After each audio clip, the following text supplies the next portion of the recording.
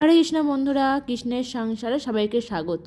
এই শীতকালে ফুলকপির কচুরি খেতে অসাধারণ লাগে।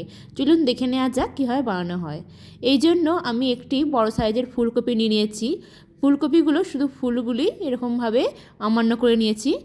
কড়াইয়ে আগে থেকে জল বসিয়ে রেখেছিলাম। এবার এতে ফুলকপিগুলি দিয়ে একটু ভাপিয়ে নেব। ফুলকপিগুলি একটু ভাপানো হোক, ততক্ষণে ময়দাটা মেখে নেব। এখানে 7 থেকে 800 গ্রাম মতন ময়দা নিয়েছি।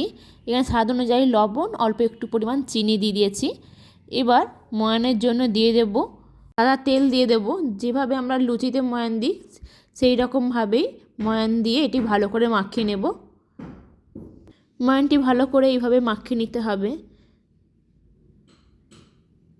যখন দেখবেন ময়ানটি মাখানো হয়ে গেছে, হাতে করে চাপ দিলে এরকম ডো হয়ে যাচ্ছে, তখন জানবেন ময়ানটি ভালোভাবে মাখানো হয়ে গেছে। এবার অল্প অল্প পরিমাণ জল দিয়ে ময়দাটি একটি ডো বানিয়ে নেব।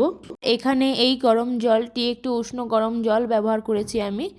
এইভাবে ময়দাটি ভালো করে মাখিয়ে নেব। খুব শক্তও নয় আর খুব নরমও নয়, এইভাবে মাখিয়ে নেব। মাখিয়ে নিয়ে এই ময়দাটি ঢেকে রেখে দেব 10 মিনিট। এদিকে আমার ফুলকপিটাও ভাপানো হয়ে গেছে। এবার এগুলি একটি ছাঁকনির সাহায্যে তুলে নেব।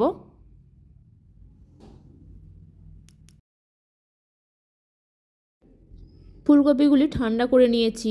এবার এগুলি একটি গ্রেটারের সাহায্যে এরকম করে গ্রেট করে নেব।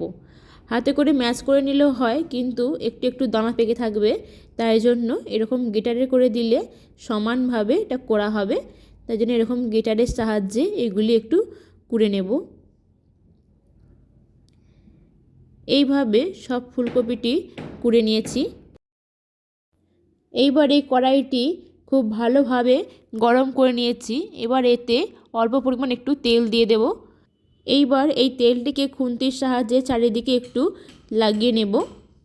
এবার এতে দিয়ে দেব অল্প একটু কালা জিরে আর একটু পরিমাণ হিংটি দিয়ে এবার দিয়ে দেব আদা আর কাঁচা লঙ্কা বাটা। এখানে 1 ইঞ্চি আদা আর 2-3টি কাঁচা লঙ্কা বেটে রেখেছিলাম, এটি দিয়ে দিলাম। দিয়ে একটু ভাজা ভাজা হয়ে আসবে। এবার দিয়ে দেব অল্প পরিমাণ রঙের জন্য একটু হলুদ গুঁড়ো। এবার ফুলকপিটি দিয়ে এটি ভালো করে মিশিয়ে নেব। এইভাবে ভালো করে মিশিয়ে নিয়ে এতে দিয়ে দেব পরিমাণ মতন লবণ আর অল্প একটু চিনি। অল্প একটু চিনি দিয়ে এটি ভালো করে এটি নেড়ে ভালো করে একটু শুকনো শুকনো মতন করে নেব।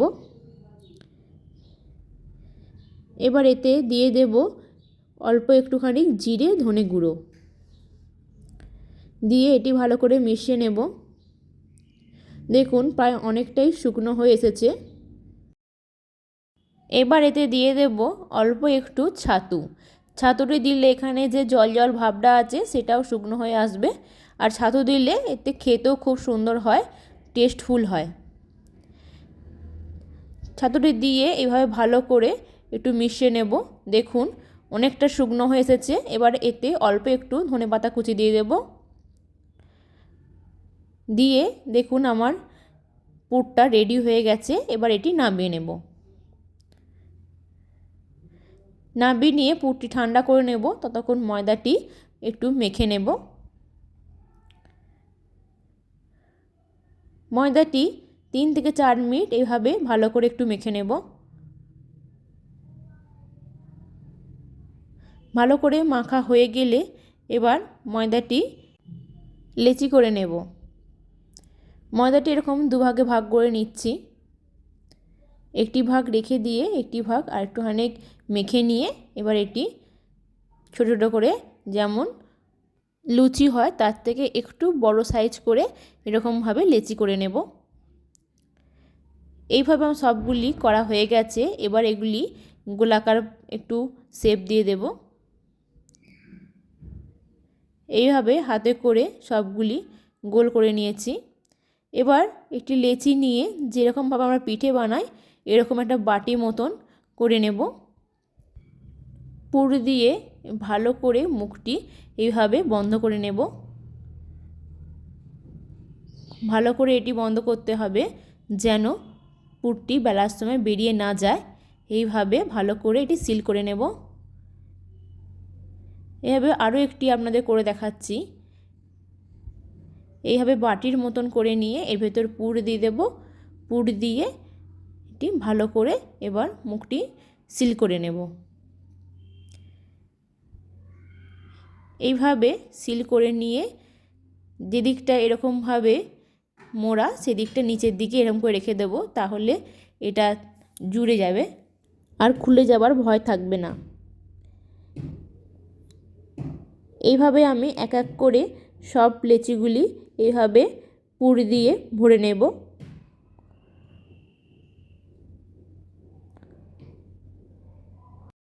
এইভাবে আমার সবগুলি রেডি করা হয়ে গেছে। এবার একটি বেলুন পিঁড়ে নিয়ে নিয়েছি। এবার একটু তেল মাখিয়ে এবার এগুলি বেলে নেব। এটি নিয়েছি, এর উপর একটু তেল মাখিয়ে নিয়ে এটি লুচির মতন করে বেলে নেব। হালকা হাতে বেলবেন, না হলে এটি পুরটা বেরিয়ে যাওয়ার ভয় থাকবে। এইভাবে আমার দেখুন একটি বেলা হয়ে গেল। এবার এটিকে তুলে একটি পাত্রে রেখে দেব। এইভাবে আরও একটি বেলে নেব। যেদিকটা মোড়া আছে সেদিকটা নিচের দিকে রেখে ওপর দিকটা এইভাবে একটু বেলে নেব। হালকা হাতে বেলতে হবে।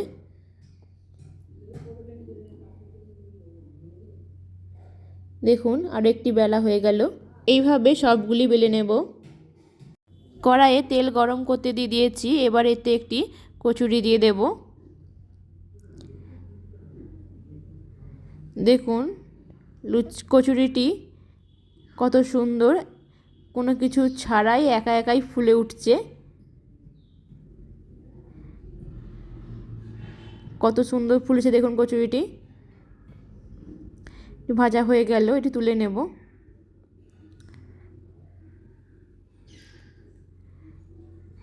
এবার আরও একটি দিয়ে দিলাম।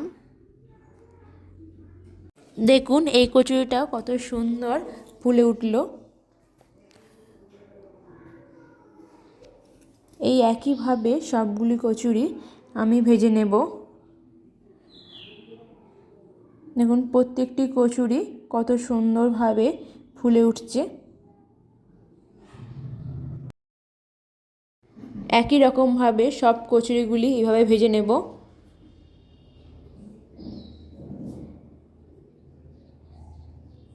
এভাবে সব কচুরিগুলি দেখুন আমার ভাজা হয়ে গেছে।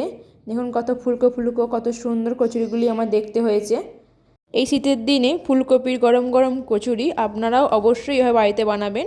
এবার এইভাবে সাজিয়ে নিয়ে ভগবানকে ভোগ নিবেদন করব।